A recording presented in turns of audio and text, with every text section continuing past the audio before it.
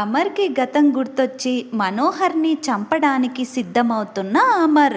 షాక్లో మనోహరి, ఆనందంలో భాగి, రాథోడ్లు. అసలు ఏం జరగబోతుంది అనేది పూర్తి వీడియో చూసేయండి. వీడియోని లైక్ చేయండి, ఛానల్ని సబ్స్క్రైబ్ చేసుకోండి. ఇక గుడిలో పూజలు చేస్తూ ఉంటారు. రాథోడ్ అమర్ని మిస్ అమ్మని ఒకసారి చూద్దురు గాని రండి సార్ అని చెప్పేసి తీసుకుని వెళ్తాడు. అప్పుడు అమర్, ఏంటి రాథోడ్, తను అక్కడ ఏం చేస్తోంది అని చెప్పేసి అడుగుతాడు. అప్పుడు రాథోడ్, మిస్ అమ్మ మీకోసం మొక్కుకుందంట సార్, ఆ మొక్కు తీర్చుకుంటోంది అని చెప్పేసి రాథోడ్ చెప్తాడు. అప్పుడు అమర్, అదేంటి రాథోడ్, తను నా కోసం మొక్కుకోవడం ఏంటి అని చెప్పేసి అంటాడు.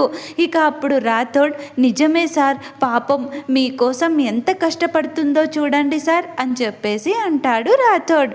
అప్పుడు అమర్ బాగీ వైపు చూస్తూ ఉంటాడు. బాగీ ఏమో మెట్లన్నింటికి బొట్లు పెట్టేసి నెమ్మదిగా మోకాళ్ళ మీద ఆ మెట్లని ఎక్కుతూ చాలా అంటే చాలా కష్టపడుతూ భక్తితో అమ్మవారి మొక్కు తీర్చుకుంటూ ఉంటుంది. తల మీద నిప్పుల బోనం ఎత్తుకొని మెట్లని మోకాళ్ళతో ఎక్కుతూ నడుచుకుంటూ మోకాళ్ళ మీద వస్తూ అమ్మవారి దగ్గరికి చేరుకుంటుంది. ఇంతలో అమర్, అయినా బాగి నా కోసం ఇంత పెద్ద మొక్కుకోవడం, ఇంత రిస్క్ చేయడం ఏంటి రాథోడ్ అని చెప్పేసి అనడంతో అప్పుడు రాథోడ్, కొన్ని రోజుల్లో అంతా మీకే తెలుస్తుంది సార్ అని చెప్పేసి అక్కడి నుంచి వెళ్ళిపోతాడు. ఇక ఇంతలో బాగి తన మొక్కును తీర్చుకుంటూ ఇక పంతులు గారికి ఆ నిప్పుల బోనం ఇస్తుంది. అప్పుడు రాథోడ్ ఇక అమర్ వాళ్ళు ఇక బాగి దగ్గరికి వస్తూ ఉంటారు. ఇంతలో ఇక అమర్ కొంచెం దూరంగా ఆగిపోతాడు. అప్పుడు పంతులు గారు, ఏంటమ్మా నీకొచ్చిన కష్టం, నువ్వు వివాహేతలా ఉన్నావు, మరి ఎందుకు ఇలా ఇంత పెద్ద మొక్కుకొని చేస్తున్నావు అని చెప్పేసి అడుగుతాడు. ఇక అప్పుడు ఆ పంతులు గారు అలా అడగగానే బాగి, ఏం లేదు, మా ఆయన బాగానే ఉన్నారు పంతులు గారు, ఆయన ఇప్పుడిప్పుడే కోలుకుంటున్నారు, ఆయన క్షేమంగా ఉన్నారు, ఆయన క్షేమంగా ఉండాలని ఈ మొక్కుకున్నాను, అమ్మవారికి తీరుస్తున్నాను అని చెప్పేసి అంటుంది. ఇక తను అలా పంతులు గారితో మాట్లాడుతూ ఉండగా అమర్ దూరం నుంచి అన్నీ వింటూ ఉంటారు. బాగి తనకు పెళ్ళయింది, వాళ్ళ ఆయనకి హెల్త్ బాగోలేక ఇప్పుడే బాగుంది, ఇప్పుడు తను కోలుకున్నాడు అని అన్నీ చెప్పడం చూసి అమర్కి బాగి తన గురించే చెప్తున్నట్టుగా అనిపిస్తుంది. బాగీకి పెళ్ళయింది అన్న విషయం వినగానే అమర్ షాక్ అయిపోతాడు. బాగి తన మెడలో నుంచి తాళి తీసి ఇక బయటకి తీసి చూస్తూ కళ్ళకి అద్దుకుంటుంది. అది చూడగానే అమర్ షాక్ అయిపోతాడు. ఇక ఇంతలో బాగి పంతులు గారితో, మా ఆయన పేరు మీద అర్చన చేయండి పంతులు గారు, ఆయన క్షేమంగా ఉండాలని అమ్మవారికి ఇక అర్చన చేసి ఈ పువ్వుల దండలు, ఈ బోనాన్ని సమర్పించండి పంతులు గారు అని చెప్పేసి చెప్తుంది. అప్పుడు పంతులు గారు, సరేనమ్మా, మీ ఆయన పేరు గోత్రనామాలు చెప్పండి అని చెప్పేసి అడుగుతాడు. అప్పుడు ఇక బాగి ఆయన పేరు అమరేంద్ర అని చెప్పేసి అనగానే అమర్ షాక్ అయిపోతాడు. ఇక మా పిల్లలు అని చెప్పేసి ఇక అంజు, ఆనంద్, ఆకాష్, బుజ్జమ్మ, అమ్ము పేర్లని చెప్పి అర్చన చేయిస్తూ ఉంటుంది. అది వినగానే అమర్ షాక్ అయ్యి రాథోడ్తో, ఏంటి రాథోడ్ తను చెప్తున్నది అని చెప్పేసి అడుగుతాడు. అప్పుడు ఇక రాథోడ్ ఉండి, అవును సార్, మిస్ అమ్మ మీ భార్య సార్ అని చెప్పేసి అనగానే అమర్ ఒక్క క్షణం షాక్ అయ్యి ఒక్క అడుగు వెనకకి వేస్తాడు. ఏంటి రాథోడ్, తను నా భార్య అని చెప్పేసి అనడంతో అప్పుడు రాథోడ్ తడబడుతూ, అవును సార్, మిస్ అమ్మ మీరు తాళి కట్టిన భార్య సార్ అని చెప్పేసి అంటాడు. అది వినగానే అమర్కి దిమ్మ తిరిగిపోతుంది. తన భార్య భాగ్య అని చెప్పేసి, అందుకేనా తన మీద నాకుండే ఫీలింగ్సే వేరుంటాయి, తను నాకు చాలా దగ్గర మనిషి అనిపిస్తుంది, తన నాకు దగ్గర అయిన ప్రతిసారి, నా దగ్గర నిలబడిన ప్రతిసారి నా సొంత మనిషి అనిపిస్తుంది, అంటే తను నా భార్య కాబట్టే ఇదంతా జరిగిందన్నమాట, నాకు గతం గుర్తు లేనందుకు తనని నేను గుర్తించలేకపోయాను. పాపం నా ఇంట్లోనే పని మనిషిలా అన్ని పనులు చేస్తూ నాకు దూరంగా ఉండింది ఇన్ని రోజులు, ఎంత బాధపడుంటుంది అని చెప్పేసి బాధపడిపోతూ ఉంటాడు. ఇంతలో అమర్ ఇక రాథోడ్తో, అదేంటి రాథోడ్, మరి బాగి నా భార్య అయినప్పుడు ఆ మనోహరి తను నా లవర్ అని, బాగీని ఇంటి కేర్ టేకర్ అని ఎందుకు చెప్పింది అని చెప్పేసి అడుగుతాడు. అప్పుడు రాథోడ్, కొందరు అంతే సార్, కొన్ని నిజాలు మీకై మీరే తెలుసుకుంటే మీకే మంచిది సార్, లేదంటే మీ హెల్త్కు మంచిది కాదనే మేము ఇన్ని ఇబ్బందులు ఇన్ని బాధలు పడుతూ కూడా సైలెంట్గా ఉన్నాము. మిస్ అమ్మ కూడా అంతే సార్, మీకై మీకు గతం ఏదో ఒకరోజు గుర్తొస్తుందని మీకోసం చాలా ఎదురు చూస్తుంది సార్. మీకోసం మీ ప్రేమ కోసం తను చాలా అంటే చాలా ఎదురు చూస్తుంది సార్. ఎప్పటికైనా మీరు తన గురించి గతం గుర్తు తెచ్చుకుంటారని, ఎప్పటికైనా తనని మళ్ళీ భార్యగా అంగీకరిస్తారని తను ఎదురు చూస్తోంది సార్ అని చెప్పేసి, ఎంత కష్టం వచ్చినా మీ పక్కనే తట్టుకొని నిలబడుతుంది సార్ మిస్ అమ్మ, మీరంటే తనకు చాలా ఇష్టం సార్ అని చెప్పేసి ఇక రాథోడ్ మిస్ అమ్మ గురించి అమర్తో చెప్తాడు. ఇక అమర్కి సడన్గా బ్రెయిన్లో ఏదో నొప్పిగా కలిగి అమర్ ఒక్క క్షణం ఇక గతం గురించి గుర్తు తెచ్చుకోవడానికి ఇబ్బంది పడిపోయి నొప్పి స్టార్ట్ అవుతోంది బ్రెయిన్లో, అదే తలలో. ఇక అమర్ ఒక్కసారిగా తల పట్టుకొని అక్కడే ఉన్న ధ్వజస్తంభం పట్టుకొని కూర్చుంటాడు. ఇక అమర్కి జరిగింది మొత్తం ఒక్కొక్కటిగా, కొడైకెనాల్లో యాక్సిడెంట్ జరిగింది, మనోహరి గురించి పూర్తి నిజం తెలుసుకున్నది, మనోహరి రణ్వీర్ భార్య అన్నది, మనోహరియే అరుంధతిని చంపిందన్నది, ప్రతి ఒక్కటి ఒక్కొక్కటిగా అమర్కి గుర్తొచ్చేస్తుంది. ఇక అమర్ ఒక్క క్షణం గట్టిగా తలని పట్టుకొని చాలా అంటే చాలా కోపంగా కళ్ళు తెరుస్తాడు. అమర్ కళ్ళు ఎర్రబడిపోతాయి, కళ్ళల్లో నుంచి కోపం ఆవేశం తట్టుకోలేక కన్నీరు వస్తూ ఉంటుంది. రాథోడ్ అమర్ని చూసి భయపడిపోతాడు. సార్ సార్ ఏమైంది సార్, ఏమైంది అని చెప్పేసి ఇక అమర్ని అడుగుతూ ఉంటాడు. అప్పుడు అమర్ ఇక ఒక్క క్షణం ఒక్క ఉదుటన లేచి నిలబడతాడు. తన పిడికిలిని బిగించి చాలా ఆవేశంగా నిలబడి ఉంటాడు. రాథోడ్, సార్ ప్లీజ్ సార్, ఏమైంది సార్, మీరు బాగానే ఉన్నారు కదా అని అమర్ని అడుగుతూ ఉంటాడు. ఇక అమర్ రాథోడ్తో, రాథోడ్ ఆ మనోహరి ఎక్కడా అని చెప్పేసి అడుగుతాడు. ఇంతలో బాగి అమర్ని దూరం నుంచి చూసి అమర్ కోపంగా ఉండడం గమనించి ఏం జరిగిందో తెలుసుకోవాలని చెప్పేసి అమర్ దగ్గరికి వస్తుంది. ఇక అమర్ని ఏమండి అని చెప్పేసి, మళ్ళీ తనకి గతం గుర్తు లేదు అని తెలుసు కాబట్టి సార్ అని చెప్పేసి పిలుస్తుంది. అప్పుడు అమర్, అదేంటి బాగి, అప్పుడే నేను నీకు పరాయి వాణ్ణి అయిపోయానా, నేను నీ భర్తను కదా, నన్ను సార్ అని పిలుస్తున్నావేంటి అని చెప్పేసి అంటాడు. అది వినగానే బాగి షాక్ అయిపోతుంది, ఆనందపడిపోతుంది. ఇక బాగి ఒక్క క్షణం స్టన్ అయ్యి ఆనందపడిపోతూ పరిగెత్తుకుంటూ వచ్చి అమర్ని హగ్ చేసుకుంటుంది. అమర్ ఉండి, నాకు గతం అంతా గుర్తొచ్చింది బాగి, ఐ మిస్ యూ బాగి అని చెప్పేసి అమర్ కూడా బాగీని గట్టిగా హగ్ చేసుకుంటాడు. అప్పుడు బాగి, నేను మీకు గతం గుర్తొస్తుందని అనుకున్నానండి, ఇన్ని రోజులు మీకెప్పుడెప్పుడు గతం గుర్తొస్తుందా అని 1000 కళ్ళతో ఎదురు చూస్తున్నానండి. నీ భార్య నయ్యుండి కూడా నీకు పరాయి దానిలా ఉండడం నాకు చాలా ఇబ్బందిగా అనిపించిందండి. నేను నిన్ను చాలా మిస్ అయ్యానండి, నిన్ను నీ ప్రేమని కోల్పోయాను ఇన్ని రోజులు అని చెప్పేసి అమర్ని హగ్ చేసుకుని ఏడుస్తుంది. అప్పుడు అమర్, ఇక నుంచి అలాంటిదేమీ జరగదు బాగి, నా ప్రేమ నీకు పిల్లలకే అని చెప్పేసి ఇక అమర్ బాగీని హగ్ చేసుకుని బాగి నుదుటి మీద ముద్దు పెట్టి బాగి కళ్ళలోకి చూస్తూ ఉంటాడు.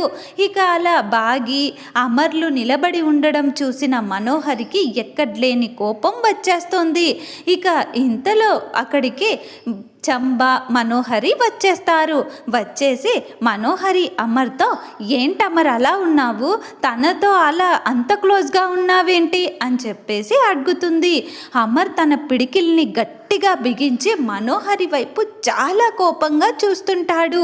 ఇక అది గమనించని యాదమ్మ, సార్ మీకోసం మనోహరి ఎంత పని చేసిందో చూడండి సార్, మీకోసం మొక్కుకుంది, ఇదిగో ఇలా చేతికి శూలం గుచ్చుకుని ఆ అమ్మవారికి ప్రదక్షిణలు చేస్తానని మొక్కుకుంది చూడండి సార్ అని చెప్పేసి మనోహరి చెయ్యిని చూపిస్తూ ఉంటుంది. కానీ అమర్ అవేవి పట్టించుకోకుండా మనోహరి వైపు పీకల దాకా కోపం పెట్టుకుని కోపంగా చూస్తూ ఉంటాడు. అది గమనించిన మనోహరి, ఏంటి అమర్, ఏం జరిగింది, అంత కోపంగా ఉన్నావు అని చెప్పేసి అనడంతో అమర్ తన మనసులో, ఇక్కడ కాదు ఇంటికి వెళ్ళి తేల్చుకోవాలి, ఈ మనోహరి ఇక్కడ నాకు నిజం తెలిసిందని తెలిస్తే వెళ్ళిపోయి పారిపోయి తప్పించుకునే అవకాశం కూడా ఉంటుంది. ఇంటికి వెళ్ళి తిన చావుని నా కల్లారా చూడాలి. నా ప్రాణానికి ప్రాణమైన నా ఆరు ప్రాణాన్ని తీసిన దీన్ని ఒక్క క్షణం కూడా బ్రతకనివ్వకూడదు. ఇప్పుడే ఈ క్షణమే ఇంటికి వెళ్ళిపోవాలి. అమ్మ, నీ దయ వల్ల దీని గురించి, ఈ రాక్షసి గురించి నాకు గతం గుర్తొచ్చేలా చేశావమ్మా అని చెప్పేసి అమర్ అమ్మవారికి మొక్కుకొని పిల్లల్ని తీసుకుని ఇంటికి వెళ్తాం పదండి అని చెప్పేసి అంటాడు. ఇక బాగి చంబాకి ఎక్కడో డౌట్గానే ఉంటుంది. ఇక అమర్ రాథోడ్ బాగీని నేను తీసుకెళ్తాను, మనోహర్ని క్షేమంగా ఇంటికి తీసుకురా రాథోడ్ అని చెప్పేసి అనడంతో రాథోడ్కి అర్థమైపోతుంది అమర్ కోపాన్ని చూసి మనోహరి గురించి కూడా సార్కి గతం గుర్తొచ్చేసిందని. ఇక రాథోడ్ నవ్వుకుంటూ, అలాగే సార్, దాని పాపం పండిందైతే అని చెప్పేసి అనుకుంటూ, మిస్ అమ్మ ఇక నీ కష్టాలు తీరిపోయాయి, మన ఇంటికి పట్టిన గ్రహణం విడవబోతోంది, మన ఇంటికి పట్టిన దరిద్రం చావబోతోంది అని చెప్పేసి మా మేడంకి చావును చూపించిన ఆ మనోహరికి ఈరోజు చివరి రోజు, ఇంటికి వెళ్ళిన తర్వాత సార్ దీన్ని చంపేస్తాడు మిస్ అమ్మ, ఇది ఖాయం, మనం వెంటనే ఇంటికి వెళ్ళాలి పద అని చెప్పేసి ఇక ఇంటికి బయలుదేరతారు. ఇంతలో మనోహరి, రాథోడ్ నాకు చిన్న పనుంది, నేను అది చూసుకొని వచ్చేస్తాను అని చెప్పేసి అనడంతో అప్పుడు రాథోడ్, అదేంటి మనోహరి గారు, ఆల్రెడీ చీకటి పడబోతోంది, ఇప్పుడు బయట పనేంటి, వెళ్దాం పదండి అని చెప్పేసి మనోహర్ని బలవంతంగా కారులోకి ఎక్కించుకొని ఇక తీసుకువెళ్తుంటాడు. ఇంతలో మనోహరి యాదమ్మతో, ఏంటి యాదమ్మ, అమర్ అంత సీరియస్గా ఉన్నాడు, కొంపదీసి అమర్కి గతం గుర్తొచ్చిందా, నన్ను అలా కోపంగా చూస్తున్నాడేంటి, నాకెందుకో కంగారుగా ఉంది యాదమ్మ అని చెప్పేసి అనడంతో అప్పుడిక యాదమ్ముండి, నాకు అదే అనుమానంగా ఉంది మనోహరి, ఒకవేళ అమరేంద్ర గారికి గనక గతం గుర్తొస్తే నిన్ను చంపేయడం ఖాయం, ఇక ఇదే నీ చివరి రోజు, ఇవే నీ చివరి శ్వాస అని చెప్పేసి ఇక యాదమ్మ అంటుంది. అప్పుడు మనోహరి, ఎహే ఆపు, నాకు ధైర్యం చెప్పాల్సింది పోయి ఇంకా నన్ను కంగారు పెడతావేంటి, అసలు అమర్కి నిజంగానే గతం గుర్తొచ్చిందా, లేదా ఒక్కొక్కసారి తన మైండ్ డిస్టర్బ్ అయ్యి అలా ప్రవర్తిస్తుంటాడు కదా, అలా జరుగుంటుందా, అసలు ఏం జరుగుంటుంది అని చెప్పేసి ఇక మనోహరి కంగారు పడిపోతూ ఉంటుంది. ఇక త్వరలోనే ఇంటికి చేరుకుంటారు. ఇక అమర్ అందరూ కార్ దిగి ఇంట్లోకి వెళ్తారు. ఇక హాల్లోకి వెళ్ళగానే అమర్ పిల్లలతో, పిల్లలు మీరు ఫ్రెష్ అవ్వండి, పైకి వెళ్ళి భోజనం రెడీ అయినాక మిస్ అమ్మే వచ్చి మిమ్మల్ని పిలుస్తుంది, అప్పటిదాకా మీరు కిందకి రాకండి, వెళ్ళి హోంవర్క్ ఏమైనా ఉంటే చేసుకోండి అని చెప్పేసి చెప్తాడు. అప్పుడు పిల్లలు అలాగే డాడీ అని చెప్పేసి లోపలికి వెళ్ళిపోతారు. ఇక ఇంతలో అమర్ మనోహరి ఇక తన రూమ్లోకి వెళ్తూ ఉంటే అమర్ ఒక్కసారిగా, మనోహరి ఆగు మనోహరి అని చెప్పేసి అంటాడు. అమర్ మనోహరి అని పిలవగానే మనోహరి గుండె జారిపోతోంది, టెన్షన్కి కంగారు పడిపోతుంది. ఇక అప్పుడు మనోహరి, ఏంటమర్, కొంచెం తలనొప్పిగా ఉందమర్, కాసేపు రెస్ట్ తీసుకుంటాను అని చెప్పేసి వెళ్ళబోతుంది. అప్పుడు అమర్, అలాగే రెస్ట్ తీసుకుందువులే మనోహరి, నీతో చిన్న పనుంది, కిందకి రా అని చెప్పేసి అంటాడు. అప్పుడు మనోహరి సగం మెట్లు ఎక్కుండుంటుంది, నెమ్మదిగా ఒక్కొక్క మెట్టు దిగుకుంటూ వస్తూ ఉంటుంది. అది చూసిన రాథోడ్, మిస్ అమ్మ నీకు అలా మనోహరి కిందకి దిగుతూ వస్తుంటే ఏమనిపిస్తోంది అనిపిస్తోంది. నాకు మాత్రం మనోహరి పతనం మొదలైందనిపిస్తోంది. మనోహరి చావు ఖాయం అనిపిస్తుంది అని చెప్పేసి అంటాడు. ఇక ఇంతలో మనోహరి కంగారు పడిపోతూ కిందకి వస్తుంది. అమరుండి ఇక ఒక్క నిమిషం ఇక్కడే ఉండు మనోహరి, నీతో నాకు అర్జెంటుగా పని పడింది అని చెప్పేసి అమర్ తన రూమ్లోకి వెళ్ళి తను ఇక డ్యూటీలో ఉండగా ఉన్న రివాల్వర్ని తీసుకుని, లైసెన్స్డ్ రివాల్వర్ని తీసుకుని వస్తాడు. అదే గన్ని తీసుకుని వస్తాడు. అది చూసిన మనోహరి షాక్ అయిపోతోంది. అమర్కి గతం గుర్తొచ్చేసింది. అమర్ నన్ను చంపేస్తాడు అని చెప్పేసి కంగారు పడిపోతూ భయపడిపోతూ ఉంటుంది. ఇంతలో అమర్ మనోహరి ముందుకు వచ్చి ఒక్కసారిగా మనోహరి నుదుటికి గన్ గురిపెడతాడు. అది చూసిన మనోహరి వణికిపోతూ కంగారు పడిపోతూ ఏంటమర్, ఏం చేస్తున్నావు అమర్ అని చెప్పేసి భయపడిపోతూ ఉంటుంది. అప్పుడు అమర్, ఒక్కొక్క నిజం నీ నోటి నుంచి చెప్తావా లేదంటే నిన్ను చంపేయాలా అని చెప్పేసి అంటాడు.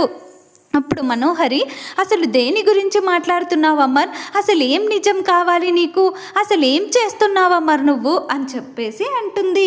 అప్పుడు అమర్ ఉండి, ఇప్పుడు నేను గతం మర్చిపోయిన అమరేంద్రని కాదు, గతం గుర్తొచ్చిన ఆర్మీ ఆఫీసర్ అమరేంద్రని అని చెప్పేసి అంటాడు. అది వినగానే మనోహరికి దిమ్మ తిరిగిపోతుంది. మనోహరి వణికిపోతుంది. బాగి రాథోడ్లేమో మనోహర్ని అమర్ ఎక్కడ చంపేస్తాడేమోనని కంగారు పడిపోతూ ఉంటారు.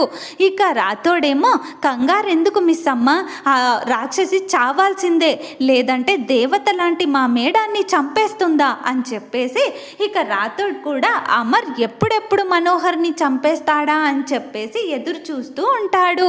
ఇక అమర్ మనోహరి తలకి గన్ గురిపెట్టి, పూర్తి నిజం చెప్తావా, నాకు యాక్సిడెంట్ ఎందుకు చేశావు కొడైకెనాల్లో, నన్ను ఎందుకు చంపాలని చూసావు, ఆరుని ఎందుకు చంపావు అని చెప్పేసి అమర్ ఒక్కొక్క ప్రశ్న ఇక మనోహర్ని అడగడం మొదలు పెడతాడు. మనోహరి ఏం చెప్పాలో అర్థం కాక ఉక్కిరి బిక్కిరి అయిపోతూ ఉంటుంది. అమర్, ఈరోజు నీ చావు ఖాయం, నువ్వు నిజం చెప్పినా చెప్పకపోయినా అని చెప్పేసి గట్టిగా అంటాడు.